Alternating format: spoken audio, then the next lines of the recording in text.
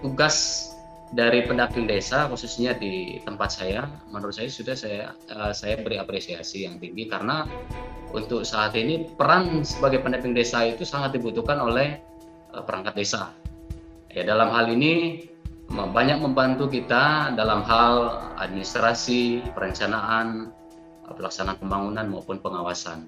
Nah, tentunya di dalam merencanakan sebuah kegiatan ataupun perencanaan di desa, kita banyak berkoordinasi dengan pendamping desa. Nah, kenapa kita berkoordinasi dengan pendamping desa? Karena mereka salah satu landing ujung tombak daripada Kementerian Desa, perpanjangan tangan dalam hal memberikan klarifikasi ataupun penguatan kepada pemerintah desa dalam hal regulasi. Ya, contoh seperti prioritas tentang pelaksanaan dana desa di tahun 2001, Permendes nomor 7 tahun 2001 untuk prioritas penggunaan dana desa tahun 2022.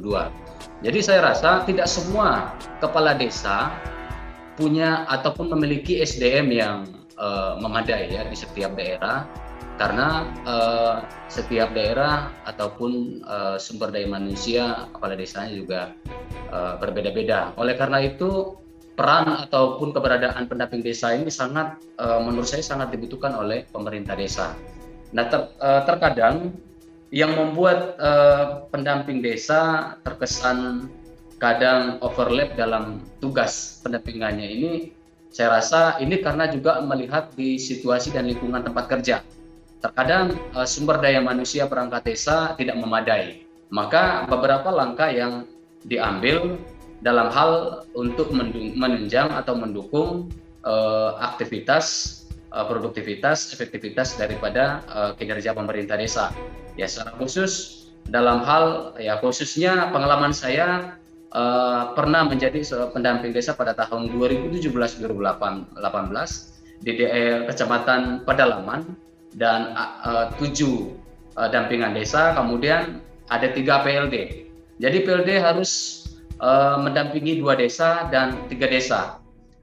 Kemudian jarak tempuh untuk mendampingi desa ini, letak geografis di daerah pedalaman ini juga sangat membutuhkan waktu.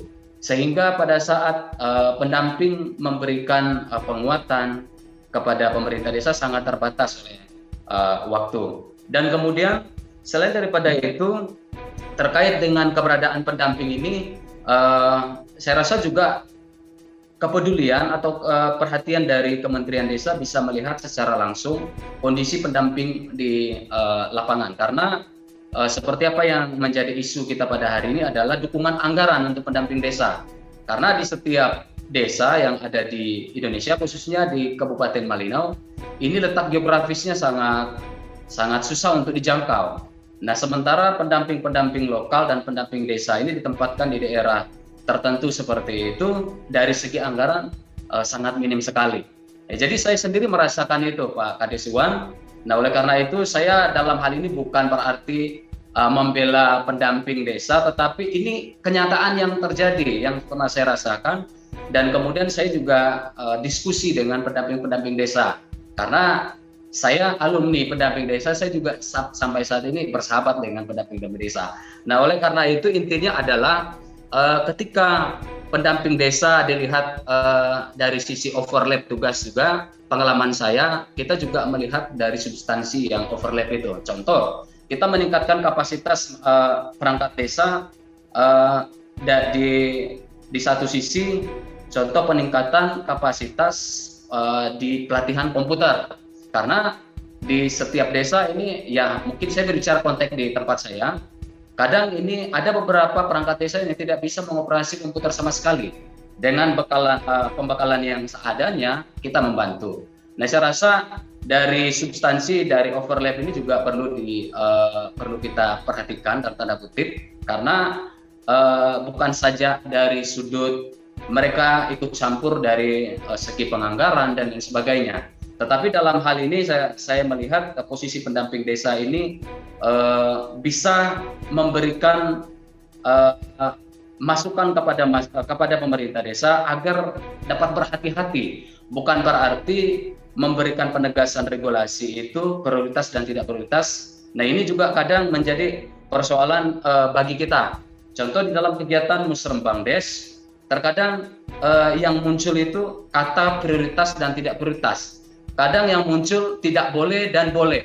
Nah ini yang semestinya yang akan diberikan ke depan juga masuk untuk pendamping desa agar dapat memberikan pemahaman-pemahaman kepada pemerintah desa atau perangkat desa tentang hal-hal yang substansi, hal kecil tetapi punya dampak hal yang besar bagi perangkat desa.